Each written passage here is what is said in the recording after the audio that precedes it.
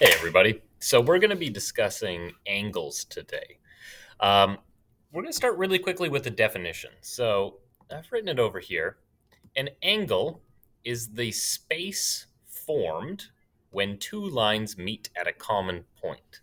Now, that definition might sound a little bit like gibberish to you. So, we're going to explain it. It should become quite clear. So, if we look down here, we see that I've got a line. And if I attach another line to it so that they meet at a common point, all of a sudden I have made an angle. The angle is this space right here, the space between the two lines that meet at the common point. That's the common point right there. So this is the angle, the space between where the two lines meet. If I do another line and we make it a little bit bigger, all of a sudden our angle is going to be larger because the lines are further apart. So we can see that the angle for the green line is much larger than the other one.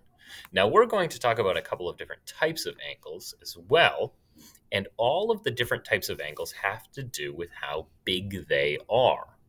So we need to discuss the measurements that we're working with. So let's turn our attention over to the circle that I've already drawn. And we're going to put a little bit of a starting point. So this line over here, I'll make this one green so that we can see. This is going to be our starting point right over here on that green line. And let's make our way around.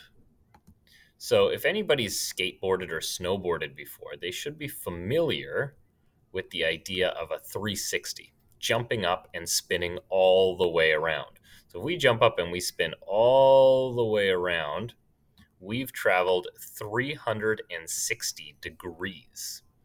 So I'm going to write that down. So all the way around is 360 degrees. We go all the way around. So if the full circle is 360 degrees, what would half the circle be? Well, what you're going to do is you're going to start at your starting point. You're going to go halfway around, stop here, and it's just 360 degrees divided by 2. So we'll write it over here. 360 degrees divided by 2 is 180. And again, it's another term that you're probably familiar with if you've ever, done skateboarding or on a scooter or a snowboard. Doing a 180 is turning half the way around. And so we can continue to break this up. So if we now look, let's do purple. If we start at our starting point again, and instead of going halfway around or the full way around, we instead just want to go 1/4 of the way around. We're just going to travel right here, and we're going to stop right there. If we have an angle that is that big, then we are going to be half as big as the 180. So it's only going to be 90 degrees. These are going to be really, oh, we can't see that very good. Let's see if I can move it around. There we go, 90 degrees. These are going to be really key thresholds when we're determining our angles. So if we look, the purple is 90 degrees. If we go all the way for the orange, that's 180, and then all the way around is 360. If we wanted to figure out what was there's one missing here, which is obviously going to be 270. So if we go like this, now I'm going to ruin my 180. Let's try to go around it. There we go. And stop right here on this line. This is going to be 270 degrees, which is less commonly used as a way to determine angles, but it is sometimes. Let's try to move that so we can see it. There we go.